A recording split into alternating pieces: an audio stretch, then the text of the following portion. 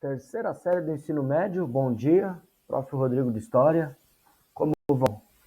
Pessoal, esse vídeo é igual a sessão da tarde, tá? A parte 1, que é do nosso módulo 8 da frente 1, da apostila, que fala sobre o processo da independência da América. Então, nessa parte 1, eu vou falar um pouquinho aí de algumas revoltas, né, alguns movimentos conhecidos como movimentos nativistas, tá bom?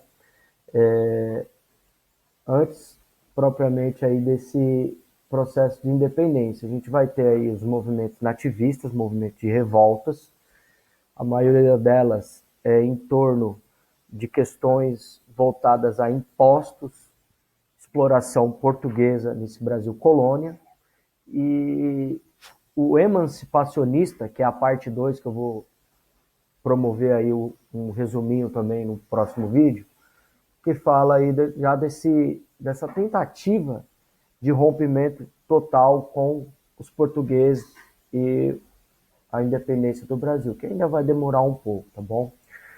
Muito bem, pessoal. A primeira que eu vou falar aqui é em relação ao primeiro movimento nativista aqui, chamado Aclamação de Amador Bueno da Ribeira, tá bom?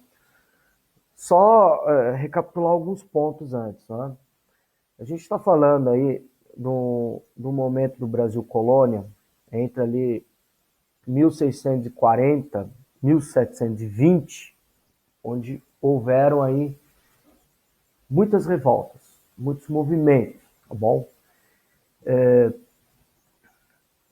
Lembrando que a produção açucareira havia rompido, havia falido lá com a expulsão dos holandeses. Lembre-se da União das Coroas Ibéricas, 1580 a 1640, tem um videozinho falando sobre isso, eu falei sobre as invasões holandesas, tá bom?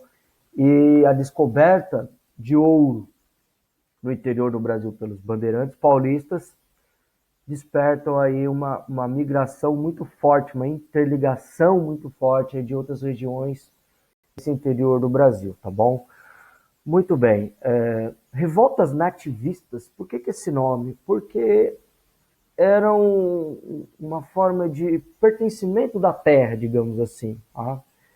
Era uma forma de você lutar, não ainda por a questão de Brasil, uma questão de independência, como eu disse, mas sim um pertencimento local, regional, tá bom? Então, é algo de um nativo, por isso nativista. Tá? Então, esses primeiros movimentos são chamados de movimentos nativistas. Tá? O primeiro aí é chamado Aclamação de Amador Bueno da Ribeira. Aconteceu em São Paulo por volta de 1641, onde, por conta do fim do aprisionamento aí de indígenas, escravização indígena, onde os bandeirantes ganhavam muito dinheiro com o chamado sertanismo de contrato com os próprios portugueses, tá? Eles ganhavam pela busca e apreensão aí de indígenas fugitivos, de escravos fugitivos, né? Entre eles indígenas também. Também a questão dos quilombos. Tá? E com o fim dessa mão de obra indígena, o que ocorre? Os bandeirantes eles vão começar a questionar aí a coroa portuguesa, né? E vão nomear um cara chamado Amador Bueno da Ribeira como um líder aí, como rei, digamos assim, para combater aí essas ideias de exploração portuguesa aí na região, tá bom? Só que o que ocorre? Esse Amador Bueno Amador Bueno da Ribeira, ele se nega a querer ser coroado, a querer ser líder, ele não quer se opor à coroa portuguesa, tá? Então esse primeiro movimento aí, ele é chamado de Aclamação de Amador Bueno da Ribeira, pelos próprios bandeirantes, esse cara que ele se recusa, ele não quer nenhum tipo de problema, conflito com a coroa portuguesa. Então esse foi o primeiro movimento aí que ocorreu, tá bom? Tanto é que depois esse Amador Bueno da Ribeira, alguns bandeirantes começam a persegui-lo, ele acaba se escondendo no mosteiro de São Bento, ele acaba fugindo, né?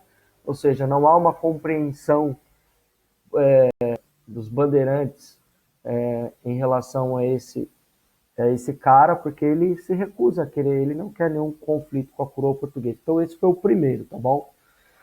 O segundo aqui é a chamada Revolta de Nosso Pai, em Pernambuco. Aliás, eu vou dar sequência aqui em relação ao Pernambuco, que tem uma importância muito forte na história do nosso país, né? O Nordeste brasileiro tem uma história sensacional, né? Fez parte muito forte da história do Brasil, politicamente falando, né? Economicamente, questões de separação, etc. Mas eu vou emendar 2 pontos em um aí, tá? O primeiro, elas ocorreram em Pernambuco, tá? A Revolta de Nosso Pai e a chamada Guerra dos Mascates. Eu vou fazer um link aí, tá bom? A Guerra dos Mascates está aqui embaixo, ó. Só mostrar para vocês rapidamente. Aqui, ó, Guerra dos Mascates está aqui, tá bom? Mas como se tratando de Pernambuco, eu não vou falar de Pernambuco esse primeiro conflito e depois falar de Pernambuco de novo, eu já vou emendar num só, tá bom? Revolta de Nosso Pai refere-se a uma crise econômica que Pernambuco estava passando por conta da expulsão dos holandeses na questão açucareira, já mencionei há pouco, e Revolta de Nosso Pai era um feriado que tinha, onde o pessoal lá, o povoado, se juntava para poder ajudar pessoas enfermas, pessoas que estavam passando necessidade, tá bom? E a questão é o seguinte, por conta dessa crise econômica e desses altos impostos que haviam sido inseridos ali pelos portugueses que retomam ali a questão do local e de domínio, né? Um cara chamado Jerônimo Mendonça, né? Ele é um cara corrupto, é um cara que é o administrador, o governador ali dessa região. E ele é um cara corrupto, um cara que aumenta impostos por demais. Ele tem a alcunha de um cara, de um termo chamado Schumberger, né? Na verdade, as pessoas que moravam ali no povoado confundiam o nome dele com um alemão que teve, chamado Schomberger, e por conta disso daí, dessa confusão, esse povo chamava ele de Schumberger, né? Olha lá o Schumberger, essa alcunha por essa exploração desse cara, tá bom?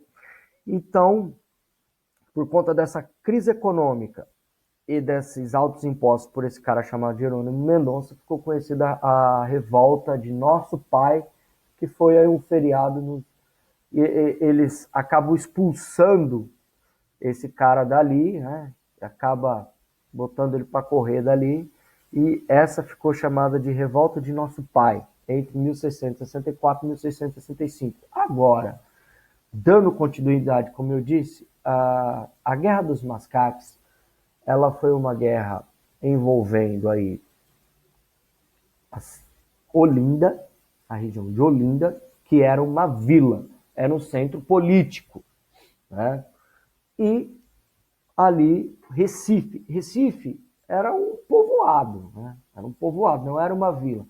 Essa questão de vila era muito importante, porque vila, você tinha uma administração maior, você tinha um poder maior, então esse termo vila era muito forte, muito importante. Olinda era uma vila, Recife não era uma vila. Olinda tinha o domínio dos senhores de engenho, aqueles colonos lá que ficaram endividados com a expulsão holandesa, né? Eles fizeram dívidas lá para manter os seus engenhos, seus escravos, a sua administração. Então, Olinda era um centro político. Já Recife era um centro econômico porque tinha muitos comerciantes, né, no local ali, principalmente portugueses.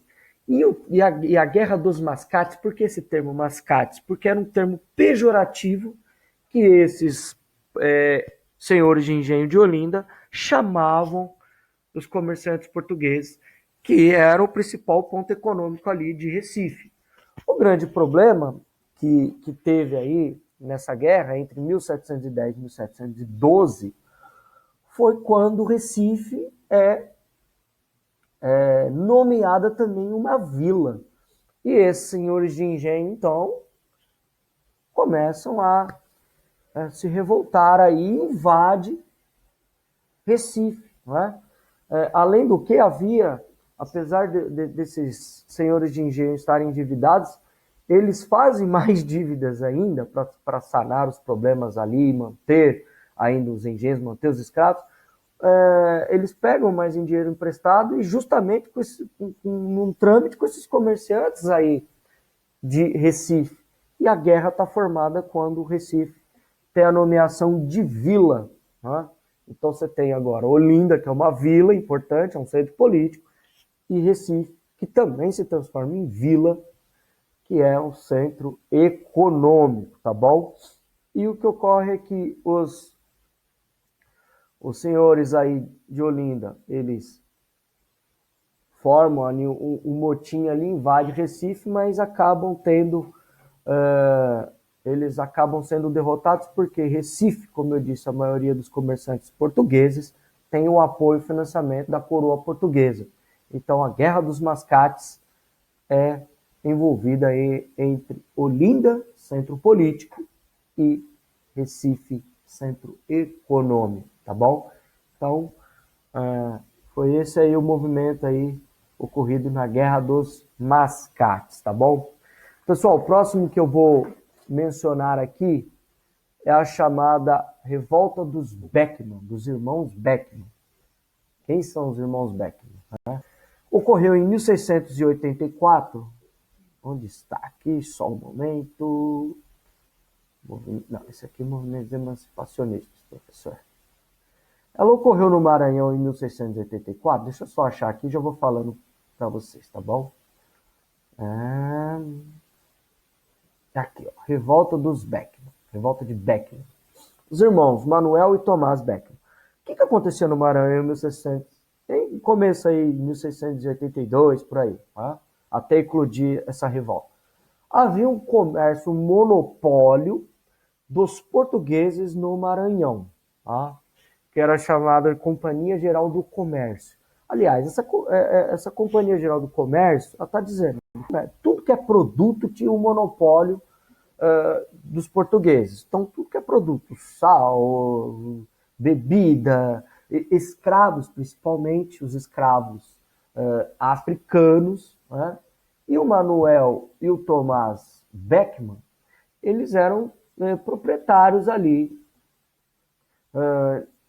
dentro do Maranhão, né? Dois grandes proprietários, dois grandes irmãos. E eles vão se revoltar quando essa Companhia Geral do Comércio, elas não vão cumprir um acordo feito em relação à cota de escravos, em torno de 500 escravos anuais para o processo ali de trabalho no Maranhão, tá bom?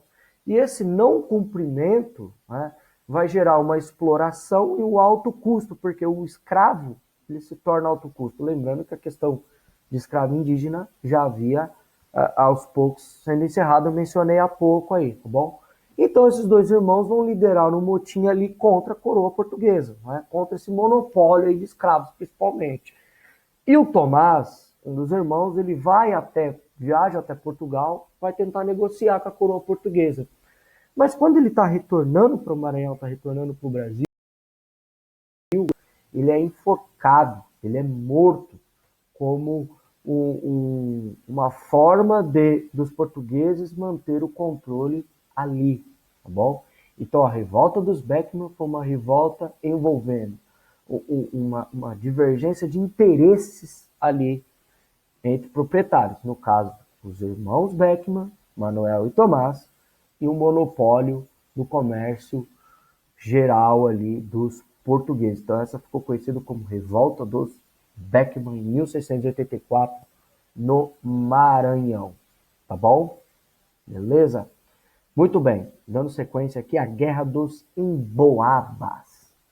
Guerra dos Emboabas, entre 1708 1709, envolvendo os bandeirantes paulistas, desbravadores de terras ali, que foram os primeiros, né, saindo de São Paulo, mata dentro, a encontrar os metais preciosos na região de Minas Gerais, né, o ouro de aluvião. A gente comentou no videozinho na mineração. Tá? Os bandeirantes paulistas, na região de Minas Gerais, eles vão se revoltar aí contra os portugueses, né? No qual eles chamavam de emboabas. Na região de Minas Gerais, onde foi o point ali, o fluxo da descoberta de metais preciosos, da exploração de ouro, de metais preciosos. Por que emboabas? Porque esse termo ele vem de um termo indígena que significa forasteiro, tá bom? Ou também esses estrangeiros, né? Forasteiros, estrangeiros, que usavam botas com os apetrechos de penas, né? Então ficavam botas emplumadas, então ficou aí emboabas, tá bom? Então esses bandeirantes paulistas, eles vão querer impedir o avanço desses estrangeiros. Lembrando que essa parte aí da mineração no Brasil, ela vai atrair muitas pessoas de vários estados. Eu comentei no outro vídeo, tropeiro, né? O comércio vai ser muito forte. Então, várias pessoas de outras regiões do Brasil vai fazer um eixo de interligação, né? Inclusive estrangeiros. Né? Então, esses bandeirantes eles vão se sentir no direito de exclusividade desse ouro a ser explorado, aí porque eles descobriram, eles que, né, encontraram primeiro. Então, sob a liderança de um cara chamado Manuel Borba Gato, eles vão acabar aí entrando em conflito com os portugueses. Tá? E esse conflito será muito forte, muito intenso aí aos bandeirantes, tá bom? Por quê? Para os portugueses, era importante ter bastante pessoas ali explorando as minas, porque eles iam fazer um controle e em cima desses exploradores eles iam cobrar impostos e enriquecer. Né? Já para os bandeirantes paulistas, não. Eles queriam exclusividade.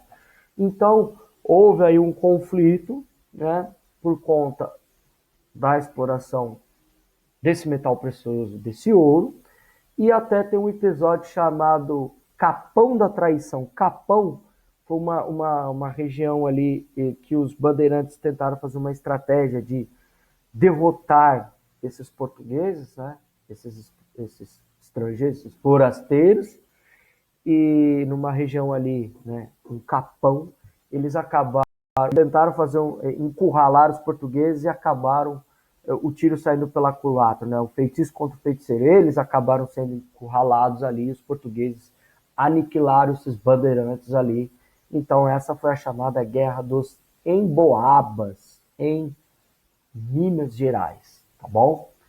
E a outra revolta aqui, que eu vou mencionar, a última nesse videozinho parte 1, a chamada Revolta de Felipe dos Santos.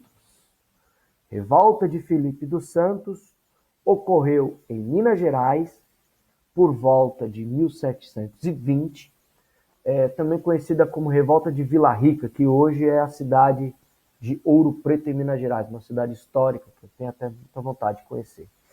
O Felipe dos Santos, ele era português e ele vai se revoltar contra o monopólio, o domínio dos portugueses na questão de impostos e principalmente, né, na questão das casas de fundição, que eu também comentei no outro vídeo, que era uma forma dos portugueses fiscalizar esse ouro ali na região, principalmente por conta do tráfico do pó de ouro, Santo do Pau Oco. Eles vão formar uma casa de fundição ali, onde esse ouro ele será derretido e transformado em barra com carimbo, o selo da coroa portuguesa. Tá? Só que para isso, eles vão aumentar os impostos, eles vão fazer um domínio, um monopólio maior ainda da região, e o Felipe dos Santos, ele vai se rebelar contra isso, né? Vai se revoltar contra isso.